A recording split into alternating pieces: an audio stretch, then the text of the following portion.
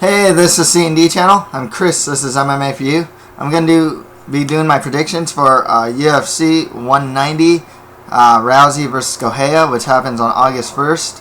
It's on pay-per-view. Overall, considering that it's a pay-per-view, it's not a great card.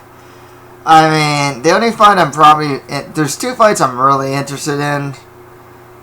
That'd be Aguilar versus Gadelha, because that has divisional relevance, and will probably name the number one contender against Ioane and Jacek.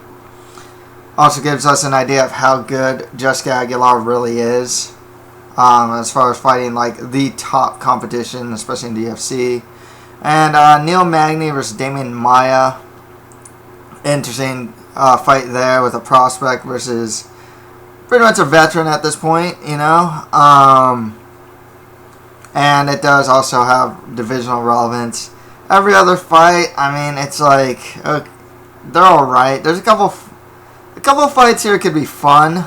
There's a lot of like past their prime veterans here, you know, like the Nogueira, Shogun, Bigfoot has been looking awful lately. So as far as a pay-per-view goes, man, they're really selling this on Ronda Rousey. Without her here, I mean, this really is not a good, not that great of a pay-per-view. Could have fun fights nonetheless, but and I guess there's some interest with some of these names. But overall, you know, there's definitely. They could have definitely made this a bit stronger. Let's get started. So we got a 7-fight main card. The main event has Ronda Rousey versus Bethe Pitbull Correia. Correia has a 9-0 undefeated record, 2 wins by KO TKO, 7 wins by decision. She's 32 years old. I think she might be actually 33 now, not too sure. Trains out of Pitbull Brothers. Her stand-up's actually pretty good. She has a good left hook. She'll actually throw in combination. Takedown defense. For not too many people have actually tried to take her down in the UFC. I think Jessamine Duke tried. And I think Baszler tried too. She's done reasonably good takedown defense. She hasn't been fighting like these really great wrestlers or anything like that. One problem with Correia though is she's just not heavy-handed. I mean, even when she fought Shayna Baszler, I mean, she couldn't drop her, and Baszler is greatly deteriorated at this point. Ronda Rousey, 11-0 undefeated record, 2 wins by KO TKO, 9 wins by sub. 28 years old, training out of Team Hyston and Glendale Fighting Club. She is the current UFC Women's Bantamweight Champion, a potent finisher, and she's only went past the first round once. That was her second fight against Miesha Tate, where she went to the third round and armbarred her. She is big for 135. She has Olympic-level judo, a master of the armbar from multiple positions. She can find this armbar. She's a strong scrambler, too. You can watch a lot of her fights, actually. The way she gets the armbar, even against, like, Kat Zingano. Look at the way she's, those tumble rolls she's doing up into the armbar. She's a really good, and her fights against Miesha Tate. She's a really strong scrambler.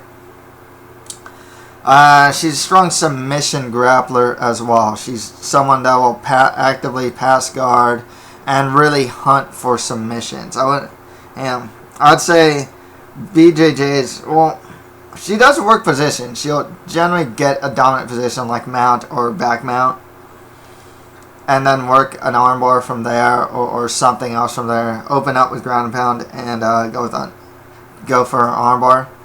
Her stand-up is actually improving too. Her knees in particular, especially from the clinch, are really good. I will say this, her stand-up defense has a lot to be desired, and that has actually been one of the criticisms of Glendale Fighting Club and a lot of their fighters, not just their women fighters either. I'm going to be honest with you. Correia, I don't even think has a puncher's chance here. Honest truth, she's just not heavy-handed. I mean, she's not someone that has at least shown one punch knockout power. I don't know if she's even dropped an opponent so far. So she doesn't have that going on for her. I think this is an easy win for Ronda Rousey. It just depends on what even what round isn't that hard. First round, probably. Now it's just like method of victory. It's like, okay, does she get an armbar?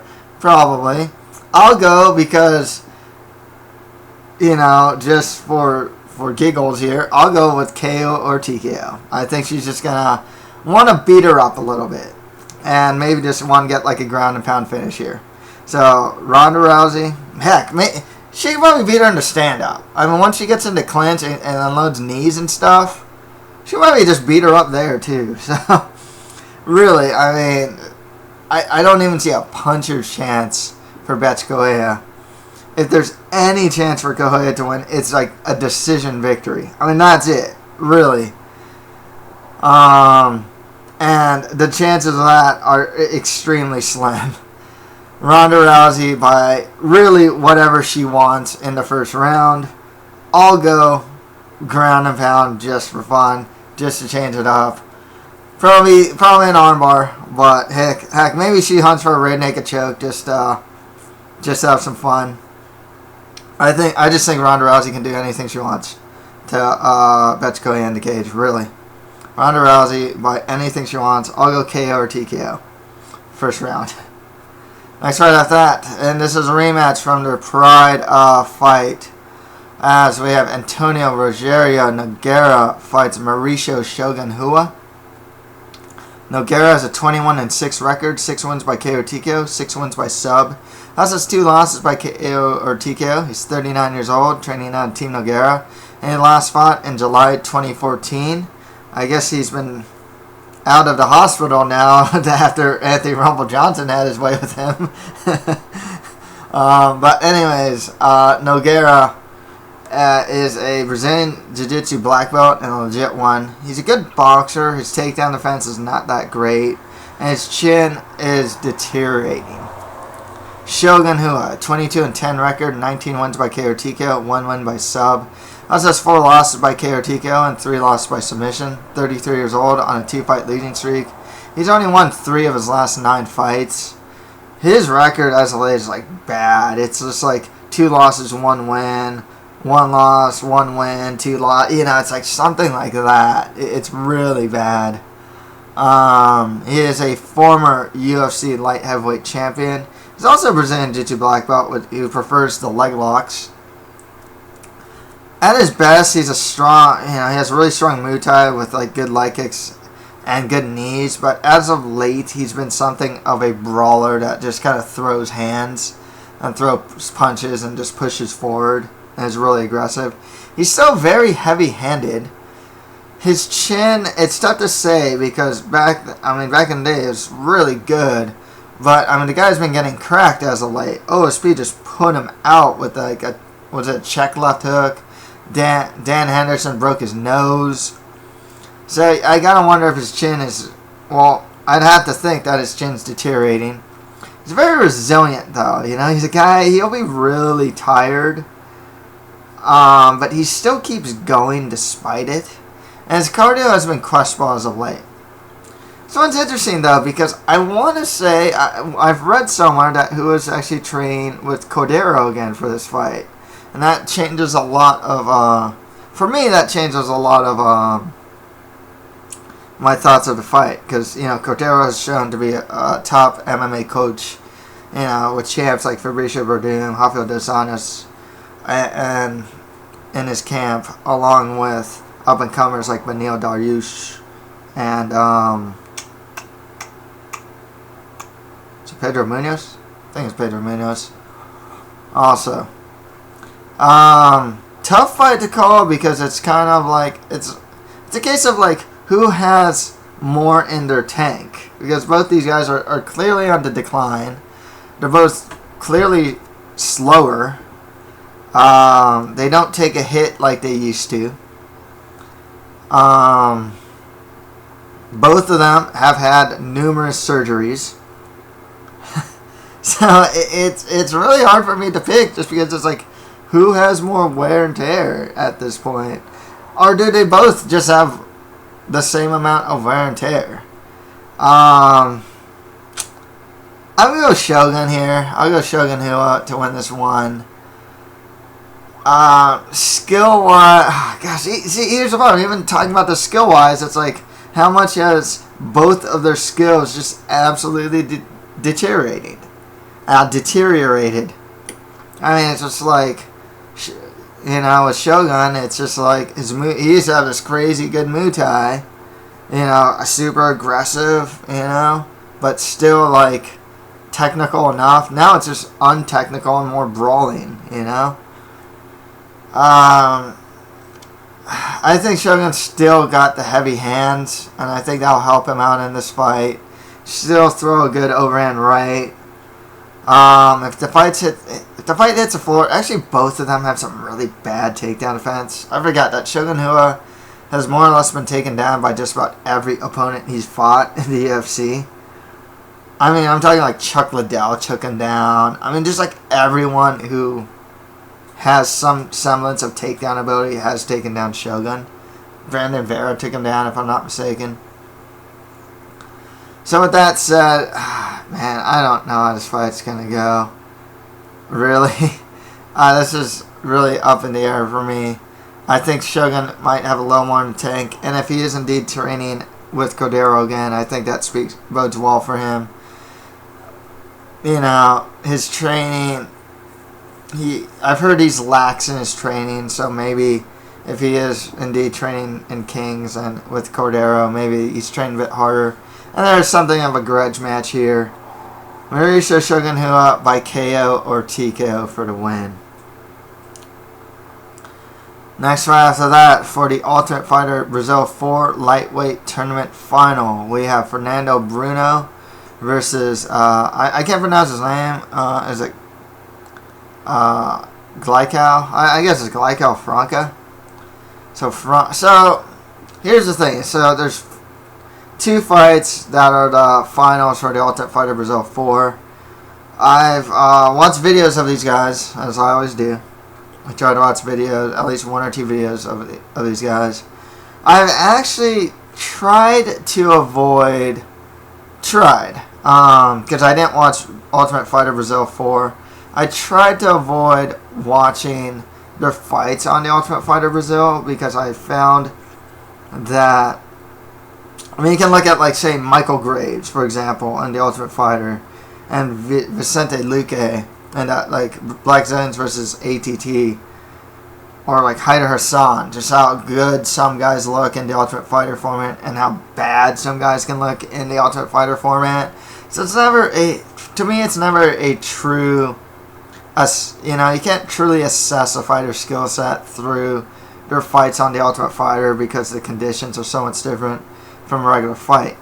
So I made it a point to watch, you know, some of their fights before they were on the Ultimate Fighter.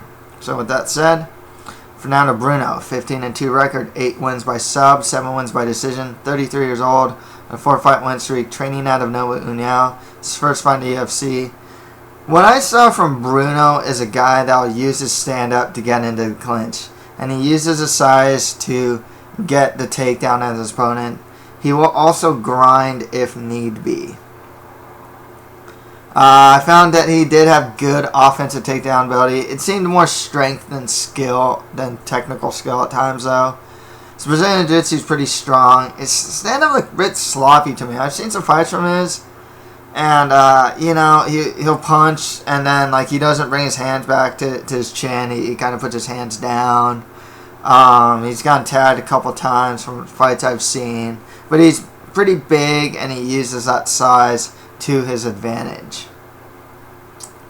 Glaico Franca, 12-3 record, 6 wins by KO or TKO, 5 wins by sub, 24 years old, on a 2-fight win streak, training out of Astra Fight Team with the likes of Ricardo Toloni and UFC prospect Darren Till. It is his first fight in the UFC. What I've seen from his fights, I think I watched 2 or 3 of his fights, and it was actually a lot of the same thing. Stand-up was good, but it seemed a bit reckless to me at times. But I saw him going for a good amount of offensive takedowns, and I like this ground and pound. There was times in his fights that I just see him fighting in a guy's close guard and posturing up and throwing ground and pound. He has a good finishing rate, though. 11 of his 12 wins are by finish. I should have actually checked for the level of competition that he's fought, though, outside of the Ultimate Fighter, because I just don't know if he's fought strong level of competition. Tough for me to call because obviously I haven't seen enough of these guys to really, really get a great beat on these guys. Nonetheless, if Franca wants to go for offensive takedowns on Bruno, I think he might have a hard time. I can see Fernando Bruno getting the win here. Once again, I also don't watch Ultimate Fighter Brazil 4, so I don't really know how they performed. But, I'll go Fernando Bruno by decision. I think he'll use his size, get Franca against the fence, and I can actually just see him grinding out a victory. Next fight after that, Dileno Lopes fights Reginaldo Vieira. And this is for the Ultimate Fighter Brazil 4 bantamweight tournament final. Now, I've read that Vieira's fought at 125. So Vieira has a 12-3 record, 9 wins by sub, 2 wins by decision. Also has 2 losses by submission. He's on a 2-fight win streak. It's his first fight in the UFC. I actually liked what I saw from his stand-up. I forgot what fights I saw from him. But his Brazilian Jiu-Jitsu skills are really good, too. He seemed more like an opportunistic submission guy. I can't speak for his level of competition once again, because it seems like his level of competition kind of left openings that a guy like Vieira can take. Dileno Lopes, 18. Well, actually, Vieira did fight Mario Israel, who's a really good prospect. But he lost, if I'm not mistaken, he lost to him, if I'm not mistaken.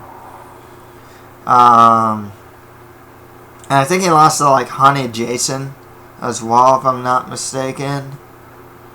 But anyways, Dileno Lopes, 18-1 record, 4 wins by KO TKO, 12 wins by sub, 27 years old, on a 5-fight win streak, training out of Nova União Minas. It's his first fight in the UFC. I saw like a couple videos of him. There's one fight where they were standing, he's circling, and dude, he just hits like this picture perfect double leg takedown. It's real good stuff.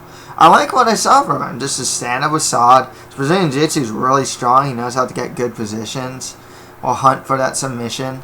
And his offensive takedown ability is pretty good too. I gotta go with Dileno Lopes. I remember hearing about him too, actually. And his only loss is a good fighter in Adriano Moraes. Otherwise, I just like what I see from him. He has a pretty well-rounded skill set. Good. Everyone, it's kind of good ever. Strong Brazilian Jiu-Jitsu skills. Method of victory, though, tough to say. He's actually a pretty potent finisher. Out of his 16 of his 18 wins are by finish. So, I'll go Lopes. I don't know if he's gonna. I'll go by submission. Sure, why not? Dileno Lopes, submission. Next one after that, Rodrigo Nogueira fights Stefan Struve. Okay, Struve, 25-7 record, 7 wins by KO TKO, 16 wins by sub.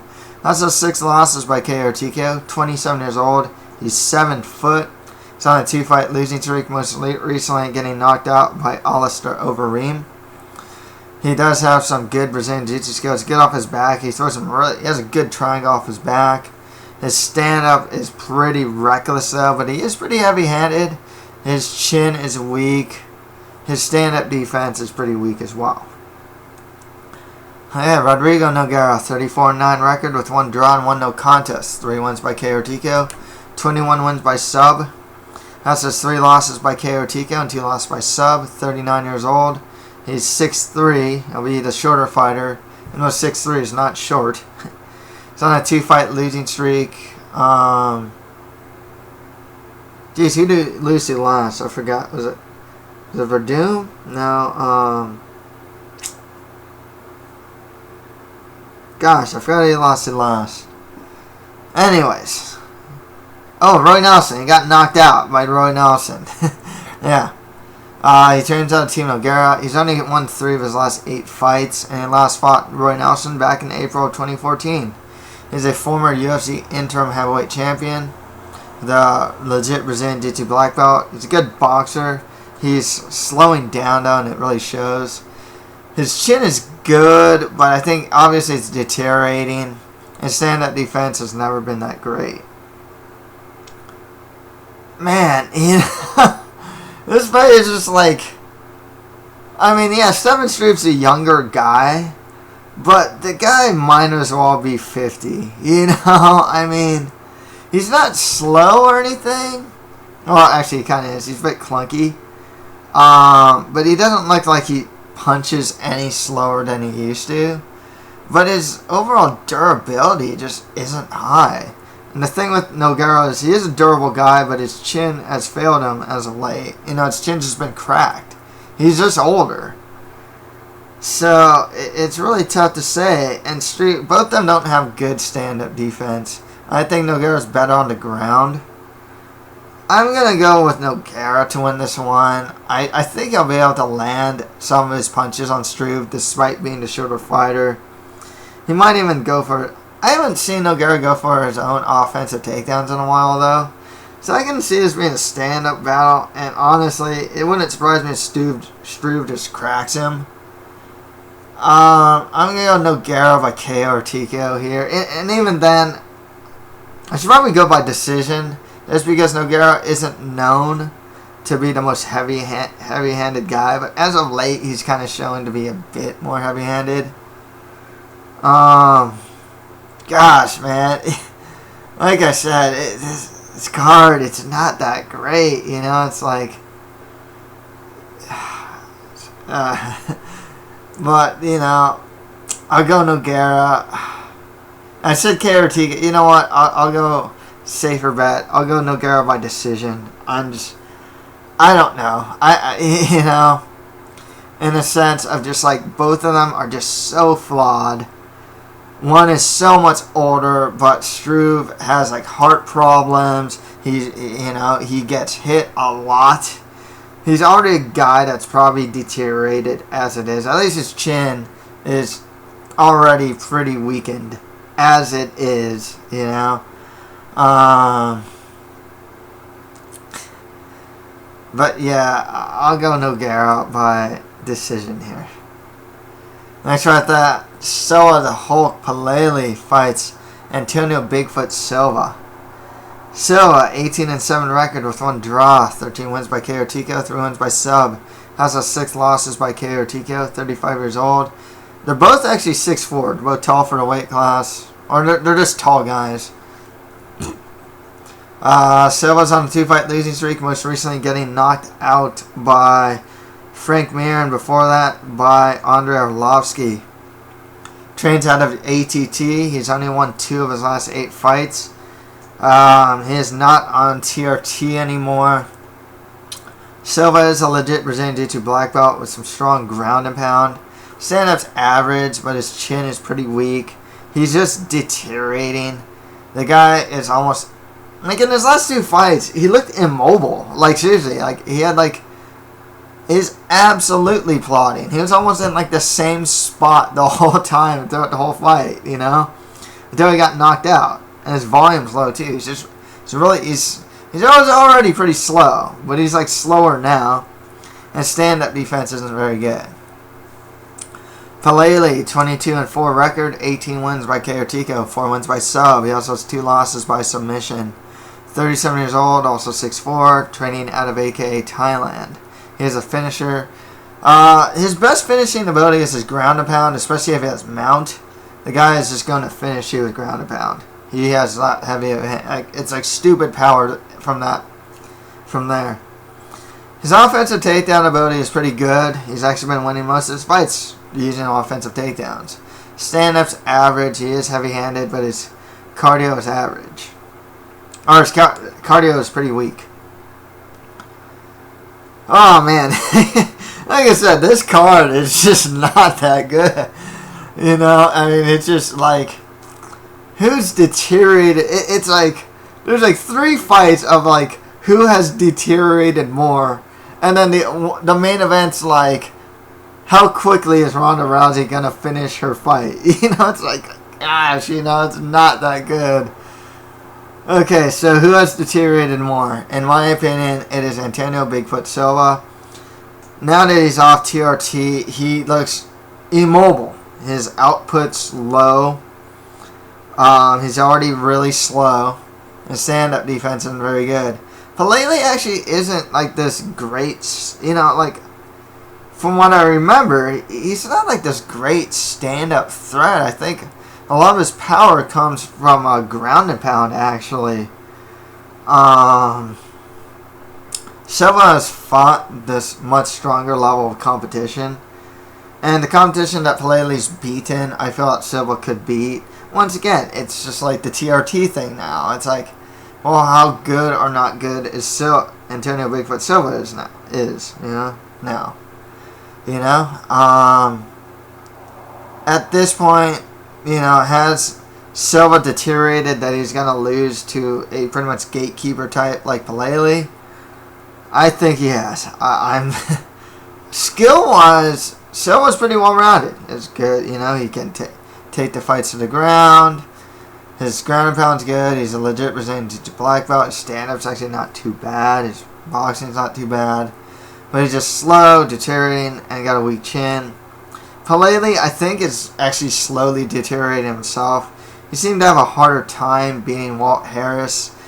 Lost to Roshaw. No shame in that, really. And the guys he's beaten before that weren't that great. I mean, I'm talking like Ruan Potts, I think, was on them, and like Pat Barry. Nonetheless, he's a guy that is winning in the UFC. He still has something left in the tank. Whereas Bigfoot Silva honestly looks like a guy that should retire. So I'm going to go Silva Palelei by KO or TKO for the win. I think even standing, Palelei could find his chin. Next about that, Jessica Aguilar fights Claudia Gadelha.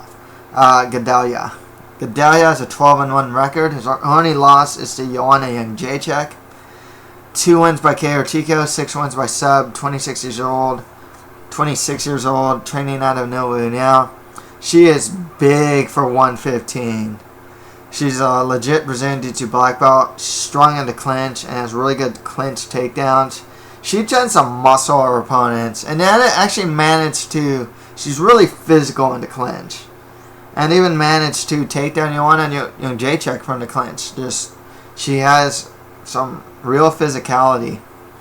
Her top control is really strong. She's really good at taking the back, too. Her stand-up's actually pretty good. Her cardio is a bit questionable, though.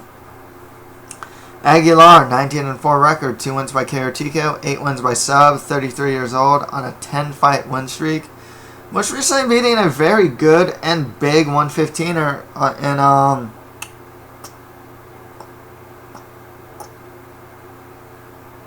oh man, I forgot that she fought this one Brazilian fighter in her last bout.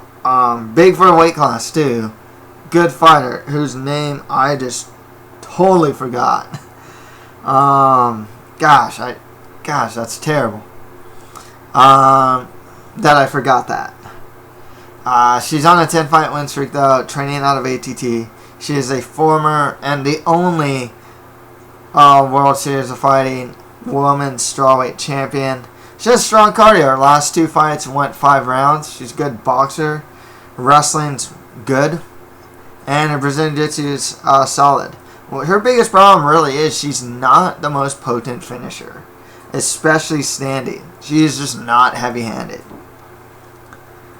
This is an interesting fight, I think the easy pick is Gadelha, and I'm going to go with Gadelha ultimately to win this one. However, 5 rounds probably would favor Aguilar. I think she could outlast Gadelha. It's really tough to say if Aguilar can defend Gadelha's takedowns. Here's one thing about Aguilar. She's not very big for the weight class. She's, the new standard of women's strawweight is like the size of Gadelha, of Joanna Jędrzejczyk, who are like former strawweights, and you're even talking about like Valerie Letourneau, who's a former bantamweight that's cutting down to strawweight. That's like the new standard, and Aguilar's honestly pretty small for the weight class relative to these newer fighters coming in. So with that said, I think Aguilar might be able to outbox Gadelha. If she can defend takedowns she could probably win just by outworking Gadelha. I feel that Gadelha is ultimately gonna be able to use her size, bully Aguilar against the cage, get that clinch, possibly get a clinch takedown. Get takedowns from like the clinch against the cage, work her top game, maybe even get a dominant position. So I'll go with, and even in the stand up, it's not like Gadelha's like bad there. It's actually been greatly improving, and she's shown to be relatively heavy-handed too. I'll go Claudia Gadelha by decision here. I don't want to overlook Jessica Aguilar though. She is good. She has actually fought good competition. She beat Claudia Gadelha, or she beat Carla Esparza, and her last fight against name I totally forgot. Who's a really good women's strawweight fighter herself. She won that fight in 5 rounds. So, but ultimately Claudia Gadelha by decision. Okay, on to the prelims. Neil Magny fights Demian Maia. Magny, 15-3 record, 5 wins by KO TKO, 3 wins by sub. Has 2 losses by submission, 27 years old. He's going to be the taller fighter at 6'3".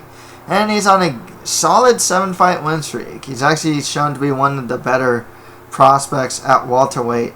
And a very surprising prospect because he came out of a terrible season of The Ultimate Fighter and started his UFC career off like 2 losses, and has really just improved his game. He trains out of grudge. He's a good boxer. Uses his range really well and uses combinations really well too. His wrestling's good. His ground and pound has been shown to be one of his finishing weapons now. His overall Brazilian Jiu-Jitsu game is good too. Demian Maia, 20-6 record, 3 wins by KO TKO, 9 wins by sub. 37 years old. He's 6 foot. He's on a 2-fight win streak, most recently beating Ryan LaFleur. He is a top Brazilian Jiu-Jitsu practitioner, strong offensive takedowns. This is a guy that takes wrestlers down, good wrestlers. He took Demian Maia down. He took John Fitch down. He was able to take Ryan LaFleur down repeatedly, and a lot of these guys repeatedly. He can out-wrestle wrestlers. He has some strong top control, really strong guard pass ability. His boxing, I'd say it's average. It's like serviceable, but it has been improving. His cardio is a bit weak, though. Now, here's the thing with Magny. If Maia wins, he's going to take the fight to the ground, and he uses superior Brazilian Jiu-Jitsu and top control and grappling to win. Neil Magny, as improved as he is shown susceptible to the takedown. Sergio Moraes obviously managed to take him down, get a really nifty triangle, and tap him out. More than that, though, Alex Garcia managed to take him down. Who else managed to take him down? I want to say other guys have managed to take him down as well. I feel that, and Demian Maia kind of just bull rushes into the clinch. Sometimes it's not pretty. He'll just kind of, bell rings, he runs at the opponent, bullies him up against the cage, gets the takedown. Usually it's some sort of trip takedown. Or else he gets the back somehow. That's how Demian Maia works. I feel that Demian Maia can eventually get the fight to the ground in dominant positions. Lately, his finishing ability has not been the greatest as of late. But the way I see the fight going, I don't think he's going to play the range game with Magny. I think he's just going to put his hands up block punches and just rush into the clinch, get that takedown, and manage to stay on top, maybe get dominant positions, and get the decision victory. So Demian Maia by decision. Magny has greatly improved. I've actually been picking him to win a lot of his fights as of late. He's been greatly impressing me. He's going to be a huge feather in his cap if he wins. But I just feel that Maia has a style fighting that could negate Magny. And I can see Magny just on his back in this fight. Next one, I thought Rafael Cavalcante fights Patrick Cummins. Cummins, 7-2 record, 3 wins by KO TKO, 2 wins by sub. That's has 2 losses by KO TKO to OSP and Daniel Cormier. He's 34 years old. He's going to be 6'2", whereas Cavalcante is going to be 6 foot, so he's not that much taller than him. He has some strong wrestling with really strong top control. If he gets on top of you, he stays on top of you, and he will pour down relentless ground and pound. His stand-up is average. It's serviceable. His chin has been cracked by some pretty heavy-hitting guys like Cormier and OSP. Cavalcante is a heavy-hitting guy at 12-5 record with 1 no contest, 11 wins by KO TKO, and 1 win by sub. Also 3 losses by KO TKO, 35 years old, 6 foot, training out of Team Nogueira and X-Gym. He's a former Strikeforce light heavyweight champion, and he last fought, I believe it was Bader, if I'm not mistaken, back in June 2014. Fei Zhao is a legit Brazilian Jiu-Jitsu black belt with some strong Muay Thai at his best. He has some really good knees, and his takedown defense is good too. Now I can kind of see this fight becoming like Bader Fei Zhao, but I don't think Cummins has the same stand-up ability Bader has. I can see him going for the takedowns a lot early and often. One thing that has to be remembered, though, even when Bader fought Fei Zhao, is that Fei Zhao did get taken down. So I see Cummins maybe be able to get the takedown on Fei Zhao. But Bader couldn't, from my recollection, actually couldn't hold Cavalcante for long periods of time. And on the feet, I feel like Cavalcante should have the advantage. I don't really like his cardio, though, and just his overall mental game isn't always there. At the very least, Patrick Cummins is really consistent. But he has been cracked, and Cavalcante, for all his faults, can crack guys. I'm going to go with Rafael Cavalcante by KO or TKO. I think he can land some hard strikes on Cummins, defend takedowns, get back to his feet if he gets taken down, and get the win there. However, not confident with that pick just because Cavalcante has shown to be extremely inconsistent, whereas Patrick Cummins, I know what he's going to do, and he's been able to do it against, a steady stream, actually decent competition too. He beat that one winner of the Ultimate Fighter Brazil, who's doing really good at middleweight now. Did it to Roger Narvaez, just took him down, beat him up, ground and pound. It's not impossible for him to do that against Fei Zhao, but yeah, ultimately I'll go Cavalcante by KO or TKO. So I thought Warlley Alves fights Nordine Taleb.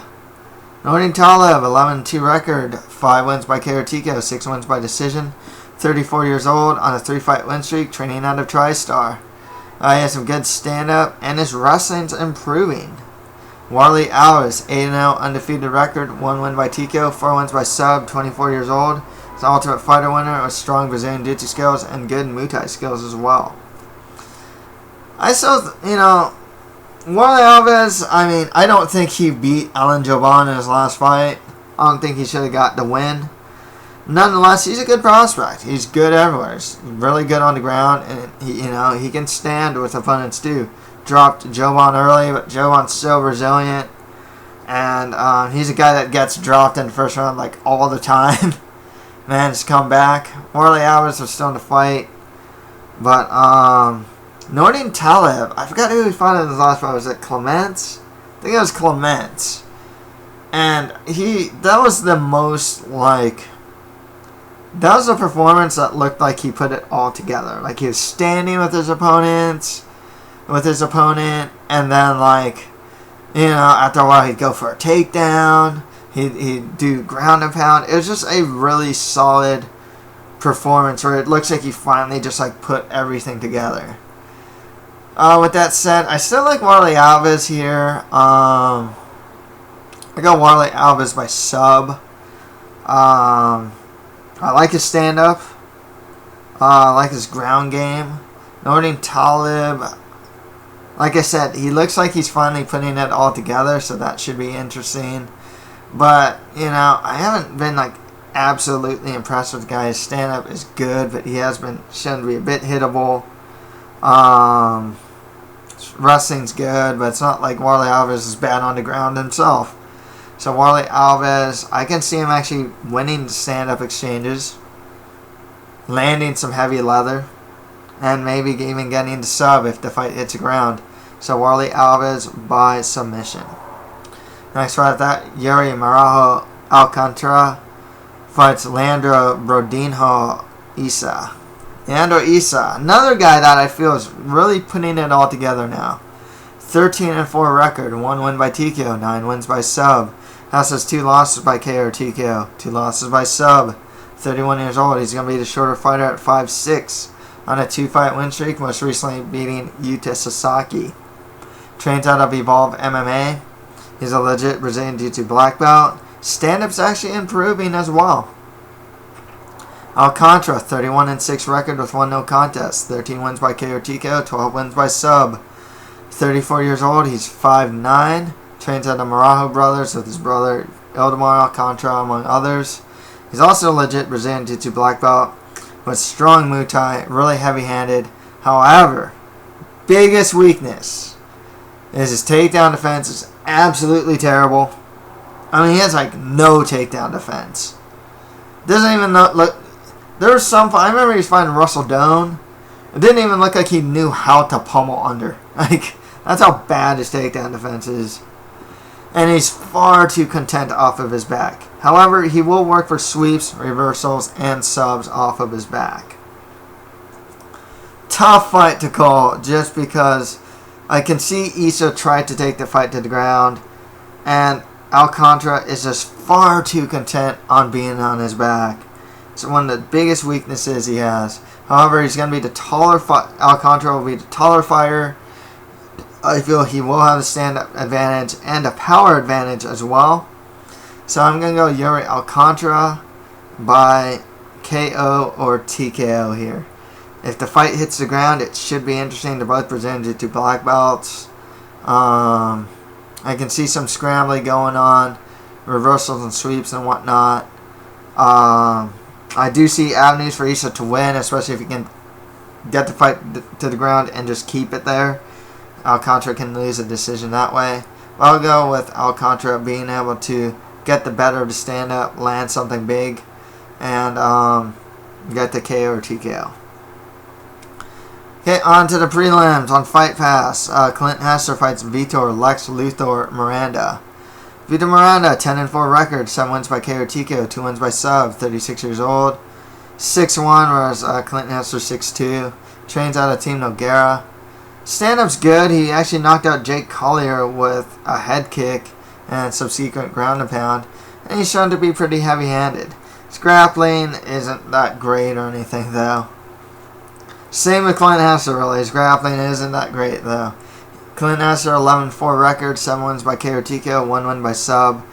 House has 2 losses by submission, 28 years old, like I said, 6'2". He's a good boxer and real heavy-handed guy. His takedown defense has actually shown to be improving as of late. He's weak on the ground, but his overall grappling is improving. He fought like Antonio Braga Neto. He's a really good Brazilian Jiu-Jitsu practitioner. I think the fight did hit the ground, but he didn't get subbed or anything like that. So he is actually improving in his grappling. I'll go with the younger fighter here, Clint Hester. I mean, yeah, he did get knocked out by Robert Whittaker in his last fight, but Whittaker is shown to be pretty good. Clint Hester, he hits hard, and it took a lot for Whittaker to put down Clint Hester. So Hester's shown to have a pretty good chin as well. Like I said, heavy-handed guy. Not to say, I mean, if it's a stand-up battle, that's where Miranda wants to fight. I just feel that Clint Hester might have the better boxing. So I'm going Clint Hester by KO or TKO here. And finally, Guido Ninja Canetti fights Hugo Wolverine Viana. Well, Canetti has a 6-2 record, 3 wins by KO or TKO, 3 wins by sub. Thus has 2 losses by submission. He's a finisher who's never been past the second round. Most recently got knocked out by Henry Briones. I believe it's Henry Briones' last fight. He has a really reckless stand-up style and a weak takedown defense. He's so susceptible to getting countered. He gets knocked out, like in The Ultimate Fighter. He got knocked out bad. And then he got knocked out by Briones in the last... Pretty sure it's Briones in his last fight. Hugo Viana, 8-2 record, 1 win by KO, 7 wins by decision. 2 losses by KO or TKO, 32 years old. Last fought in July 2014. I believe that was against Aljamain Sterling. He has a reckless stand-up style also. I mean, he just spams an overhand right. And I think he has like 3 strikes. He has like a kick, an overhand right, and I think he uses a left hook every once in a while. And that's it. And he fights with he throws it from his waist, you know? So his takedown defense is actually shown to be pretty good though, and his overall scrambling ability isn't too bad. This one's tough for me to call because they're both reckless, and Canetti has shown more finishing ability than Viana. However, Canetti leaves openings for him to get just dropped a lot. You know, the fact of the matter is, Canetti has not won fights in the UFC yet. It's tough to even say if he's UFC caliber. At the very least, Hugo Viana, not the greatest fighter, but has gotten wins in the UFC. Against some decent enough competition, I'll go Hugo Viana by either knockout, KO or TKO, but I'll go by decision here. Okay, to recap, the main card of Ronda Rousey over Bethe Correia, Mauricio Hua over Antonio Rogerio Nogueira, Fernando Bruno over Glaico Franca, Dileno Lopes beating Reginaldo Vieira, Antonio Rodrigo Nogueira over Stefan Struve, Palelei beating Antonio Silva, and Claudia Gadelha over Jessica Aguilar. On the FS1 prelims, I have Demian Maia beating Neil Magny, Rafael Cavalcante over Patrick Cummins, Warlley Alves beating Nordine Taleb, Yuri Alcantara over Leandro Issa. On the Fight Pass prelims, I have Clint Hester over Vitor Miranda, and Hugo Viana over Guido Canetti. So that's it for my predictions for UFC 190, Rousey versus Correia. If you have any comments, just leave them below. And that's it for MMA for You. Thank you guys very much.